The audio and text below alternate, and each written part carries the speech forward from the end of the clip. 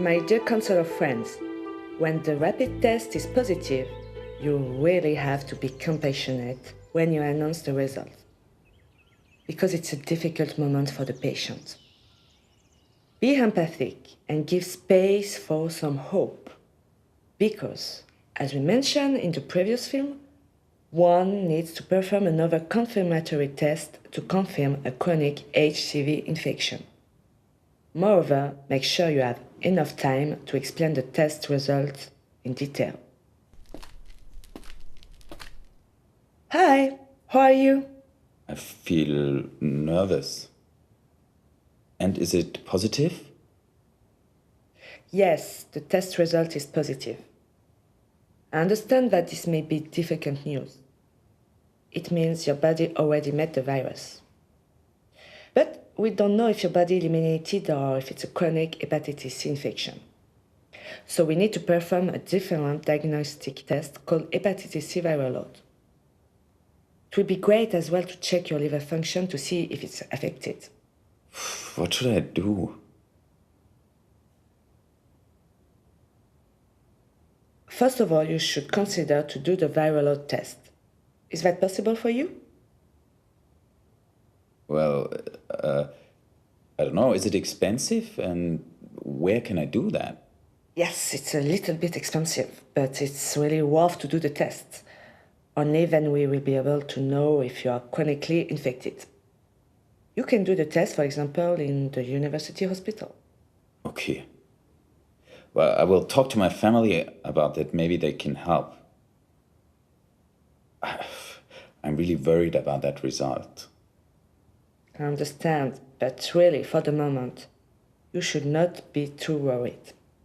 It's good that you are concerned about your health. But after all, you are still young, and hepatitis C is comparatively slow progressing disease.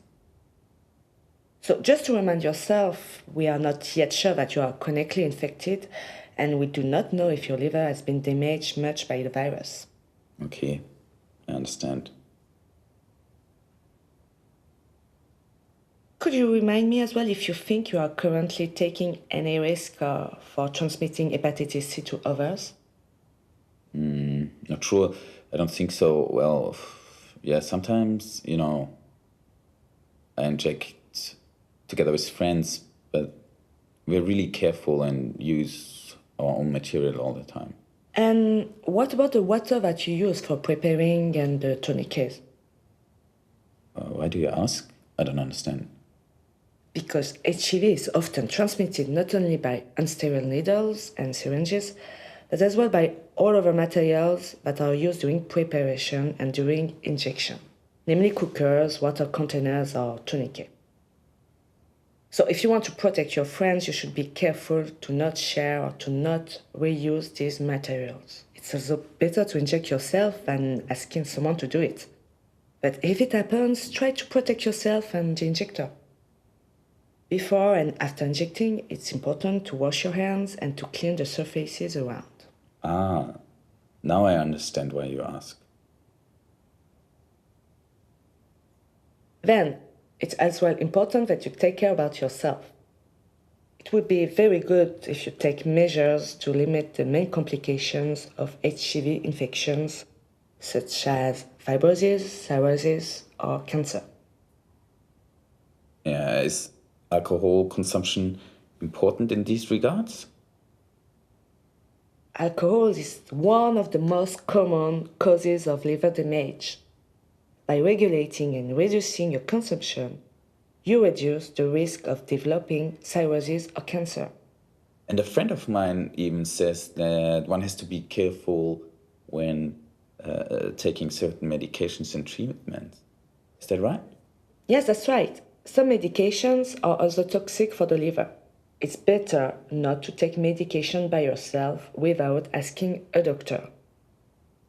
And if you see a doctor, it's better to tell him that you had a positive hepatitis C test.